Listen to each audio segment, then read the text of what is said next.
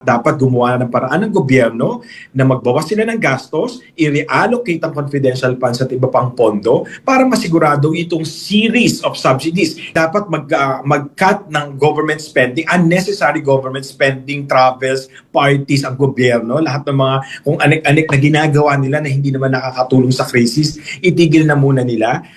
Habulin ng BIR yung mga may unexplained wealth, baka yung pinakamayaman sa atin involved dito sa flood control, mga government contractors, yan ang habulin nila kasi dagdag na collection yan. Pero ang confidential fund, dapat yan i-reallocate lahat ng pondo ng presidente, ng vice-presidente, ng iba't ibang ahensya ng gobyerno para masiguradong mapondohan itong mga subsidy. At Jade, ang tinutukoy ko ay hindi one-time subsidy. Ang tinutukoy ko ay series of subsidies na dapat nakaabang, ready na, at digitalized para hindi makorap. Kasi baka pag dumaan pa sa mga LGUs at iba't ibang ahensya, magkaroon ng cut, commission bago makarating sa ating mga kababayan, barya na lang. So ulitin ko po, obligasyon ng gobyerno na sa kaluluhan ng ating mga kababayan, hindi lang yung pinakamahihirap o PUV o public transport, pati ang mga MSMEs, pati ang mga manggagawa o mga middle class na taxpayers. Kailangan magkaroon din sila ng tax relief at dapat gumawa ng paraan ng gobyerno na magbawas sila ng gastos, i-reallocate ang confidential funds at iba pang pondo